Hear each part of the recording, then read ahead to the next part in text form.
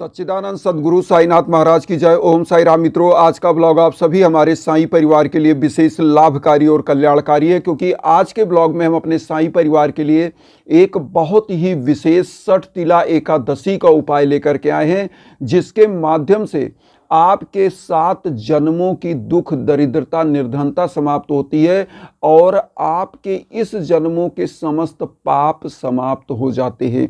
ऐसी मान्यता है कि 60 तिला एकादशी का उपाय जो भी जातक जातिका या जो भी हमारे बंधु बांधव करते हैं, उन सभी लोगों के जीवन में जो भी कार्य बनते बनते बिगड़ रहे हैं, उन कार्य में सफलता मिलती है।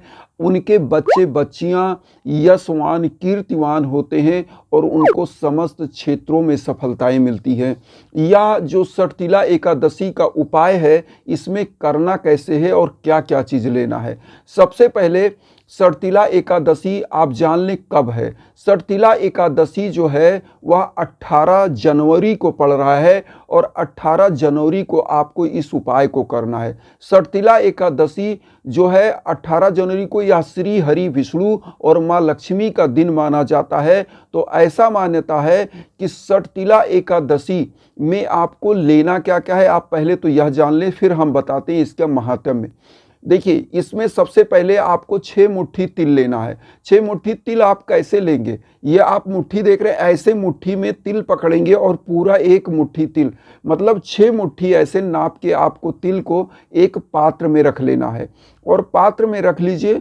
उसके बाद आप एक घी का दीप ले लीजिए, धूप बत्ती ले लीजिए, 1 लोटा जल ले लीजिएगा। इस तिल को रख लेंगे और रखने के बाद आपको एक मंत्र का जाप करना है। ओम नमो भगवते वासुदेवाय नमः। ओम नमो भगवते वासुदेवाय नमः मंत्र का आपको जाप करना है। और ऐसी मान्यता है, जो इस मंत्र ओम नमो भगवते वासुदेवाय नमः का 1 माला जाप करता है, 7 जन्मों के पाप समाप्त हो जाते हैं। जिनके घर में संतान की दिक्कत चली, उनको संतान की प्राप्ति होती है। जिनके बिजनेस में घाटा लग रहा है, उनका बिजनेस जो है तरक्की करता है। जिनके बच्चे बच्चियों को रोजगार नहीं मिल पा रहा है, उनकी शादी ब्याह सही समय पे नहीं हो रहा है, तो उनको रोजगार मिलता है, शादी सही समय पे होता है, अच्छा घर बर मिलता है। और यहाँ पर तो जो 6 मुट्ठी आपने तिल लिया है, इस माला जाप के बाद पीला पुष्प आप श्री हरि विष्णु और माँ लक्ष्मी की जो है फोटो पर वहाँ पर अर्पित करिए और उसके बाद घी का दीप प्रज्वलित करके आरती कर लीजिए धूप बत्ती जला के। और 1 लोटा जल जो रखा है, इसमें थोड़ा सा तिल, वही जो आपने डाला है, तो 1 चुटकी तिल डालिए और इस चुटकी तिल को क्या करिए, सूर्य भगवान को अर्घ दीजिएगा। और यह 6 मुट्ठी तिल आपको करना क्या है, इसको किसी गरीब को दान कर देना है। कुछ पैसे 11 रुपये, 21 रुपये, 51 रुपये, जो आपका यथासमर्थ हो वह इसमें रख करके किसी गरीब को आपको दान कर देना है। किस दिन दान करना है, 18 को आप उपाय करेंगे शाम को या सुबह, तो आपको अगले दिन 19 तारीख को इसको दान कर देना है। ऐसी मान्यता है कि तिल का दान करने से, और इस दिन ये भी मान्यता है 60 तिला एकादशी में तिल का, कंबल का, ये सब का दान करने से, अब आप सोचिए कि अगर कुंडली में आप बिलीव करते हैं तो आप समझ लीजिए कि आपके कुंडली का जो शनि ग्रह का दोष है, वह शनि ग्रह का दोष समाप्त होता है। और शनि ग्रह जो है भाग्य के देवता माने जाते हैं, वो न्याय के देवता माने जाते हैं। तो शनि को अगर आप प्रसन्न कर लिए तो आपके भाग्य में जो दोष है वह समाप्त होता है और आपकी किस्मत संवर जाती है, आपकी किस्मत चमक जाती है। तो इस उपाय को आपको कर लेना है। और उसके बाद तिल का दान क्यों, तिल का दान करने से आप समझ ही गए, शनि ग्रह प्रसन्न होते हैं, शनि ग्रह, और इधर भगवान विष्णु माँ वैभव लक्ष्मी प्रसन्न होती हैं।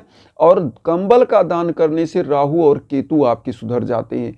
तो कुंडली में यह क्रूर ग्रह और छाया ग्रह हैं, इनको अगर आपने सुधार लिया तो किस्मत संवर जाती है। जो कुंडली में अगर आप बिलीव करते हैं, हस्तरेखा में भी यही चीज़ होता है। बहुत लोग कहते हैं कि शनि आपका दबा हुआ है, शनि आपका उतना पावरफुल नहीं है। तो शनि को सुधारने के लिए इस दिन 60 तिला एकादशी के दिन 18 जनवरी को यह उपाय आप जरूर करें।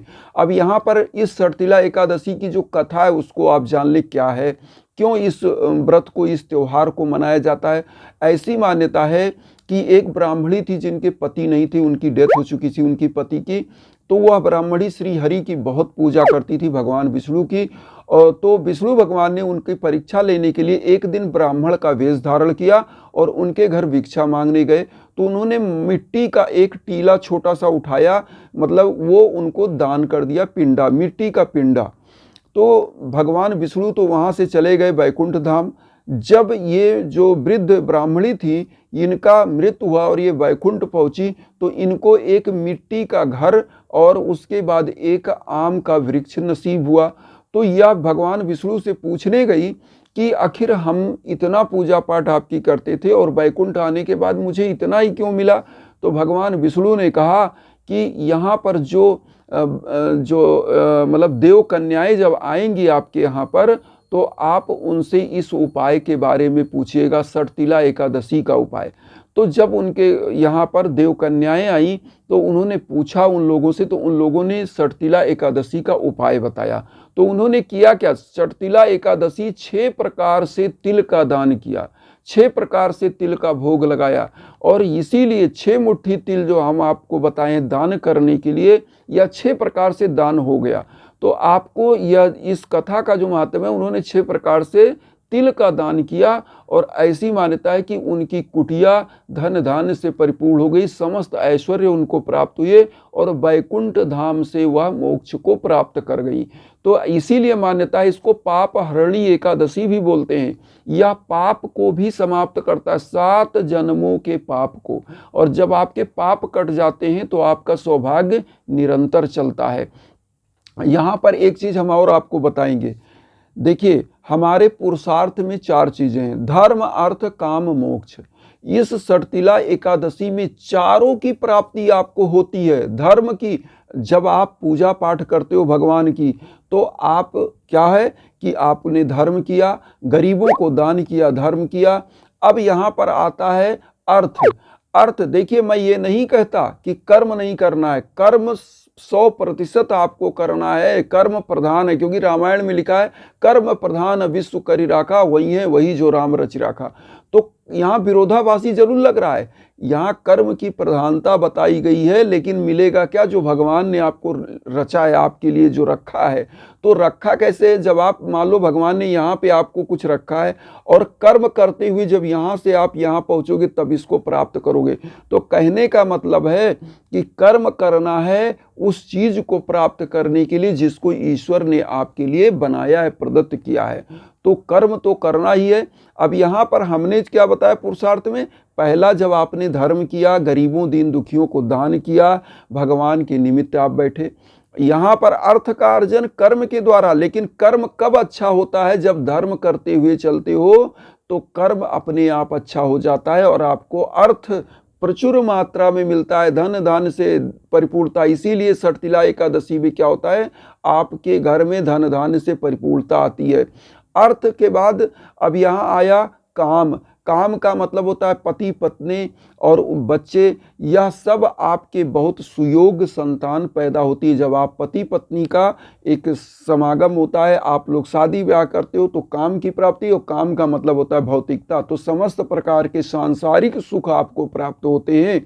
और उसके बाद मोक्ष, जिस प्रकार से इस कथा में बताया गया है कि वह ब्राह्मणी जो है भगवान विष्णु की पूजा करती थी और मरने के बाद जब वह वैकुंठ धाम पहुंची तो उन्होंने तो भगवान को यहाँ पे अन्न दान दिया नहीं था, मिट्टी का एक टीला दिया था, तो मिट्टी का घर मिल गया था और एक आम का पेड़ की उसके नीचे बैठ के छाया ले। और उसके बाद तो कुछ मिला नहीं। तब उन्होंने भगवान विष्णु से पूछा, तो उन्होंने कहा कि देव कन्याओं से यह व्रत के बारे में आप पूछिए। तो व्रत के बारे में जब उनको पता चला तो 6 प्रकार से तिल का दान, इसीलिए सटतिला एकादशी इसका नाम है।